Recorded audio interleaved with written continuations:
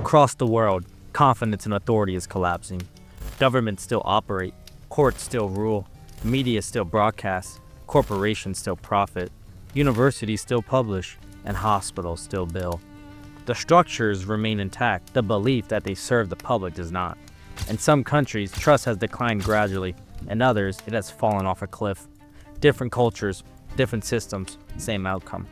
This is not a crisis of performance, it is a crisis of credibility, as civilizations have seen what comes next before. My name is Winston Eves, and today from my library we are examining something that cannot be legislated, purchased, or enforced. Institutional trust. Every civilization relies on it. Without trust, authority becomes coercion, expertise becomes opinion, and governance becomes theater. This collapse is global. The Edelman Trust Barometer tracks confidence across dozens of countries. Government, media, business, and nonprofits are all losing credibility simultaneously. That does not happen by coincidence. It happens when failure becomes repetitive, visible, and unpunished. People always complain about the government, man. My grandmother used to say politicians lie like fish swim. That part is old. What feels new is how little anyone even pretends to care anymore. Previous generations complained but still participated.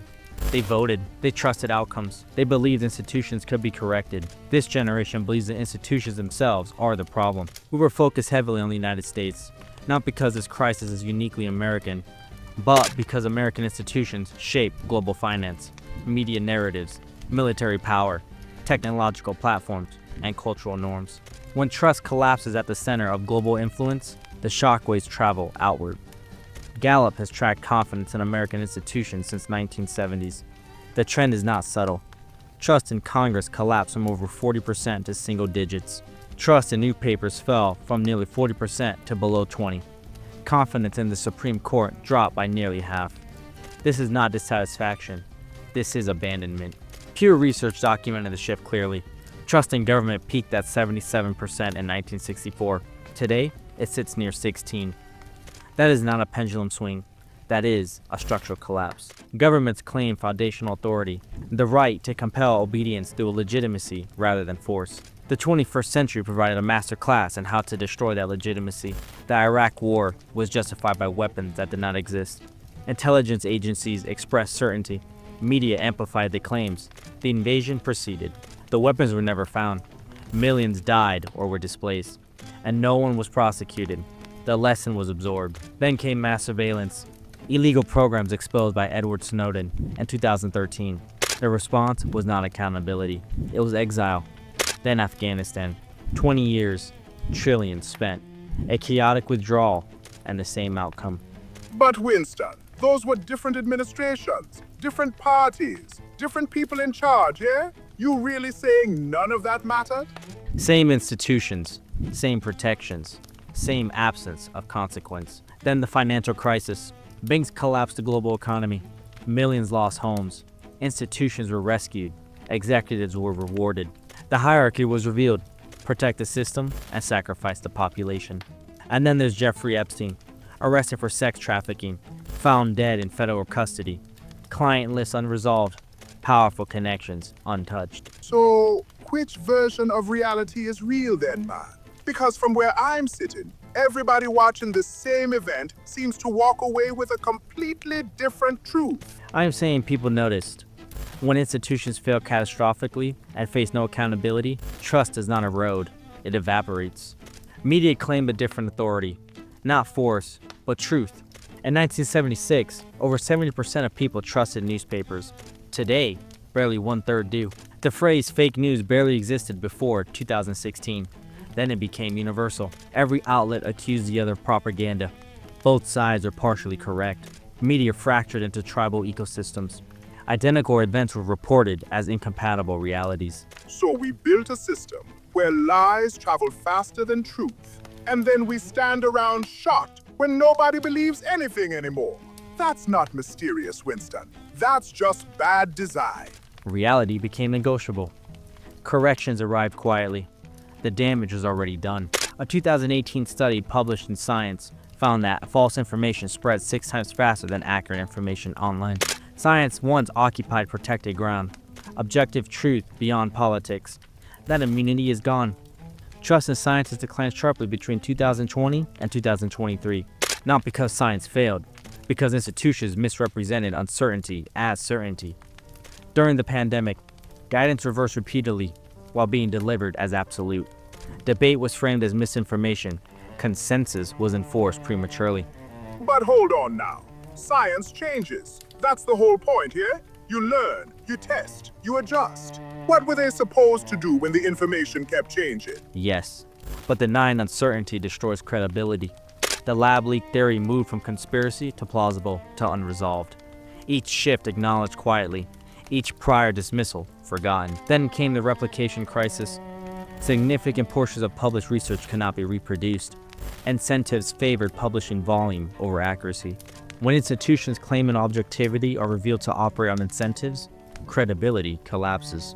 So the system that was supposed to chase truth ended up chasing funding, headlines, and approval instead. That's not corruption the way people imagine it. That's quieter than that, and worse. None of this is new. Late Rome experienced institutional decay long before physical collapse. Corruption was normalized, currency debased, services declined while taxation increased. Rome fell long before the invasions. It fell because Romans stopped believing Rome was worth preserving.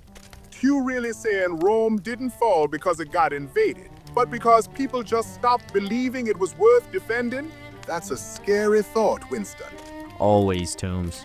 When institutions serve themselves rather than civilization, civilization stops defending them. Modern systems operate faster, and collapse accelerates. So when the system stops working for the people stop working for the system. And nobody notices until everything starts falling apart at once. When institutions lie consistently, populations seek alternatives. Some conspiracy theories are real: MK Ultra, COINTELPRO, mass surveillance. When official lies are later confirmed, credibility collapses broadly. Truth becomes difficult to verify. Everything becomes questionable. Algorithms amplify the most engaging narratives, not the most accurate ones. But Winston, some of those so-called conspiracy theories turned out to be true.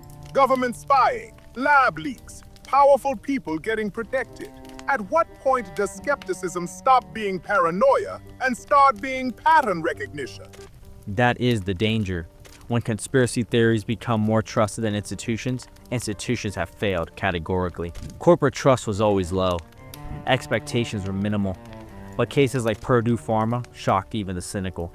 500,000 deaths, no admissions of wrongdoing, no prison sentences. But not only that, there were also companies like Boeing and Volkswagen, with regulatory capture, fines absorbed as operating costs.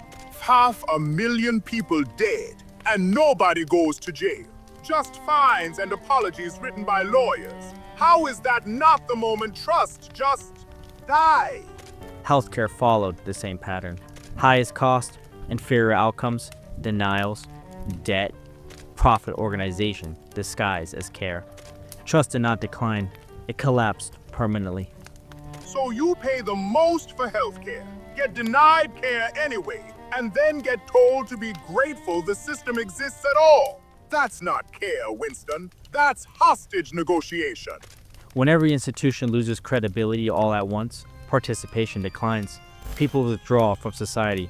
They seek alternative media, alternative truths, and tribal realities. Shared reality dissolves. Societies cannot function without common understanding. When persuasion fails, force replaces it. But Winston, if nobody trusts anything anymore, where are people supposed to go for answers? You can't build a life on doubt alone. History offers three outcomes: revolution, collapse, or capture. Different regions will experience different outcomes, but the pattern will remain consistent. The collapse of trust is not a messaging problem.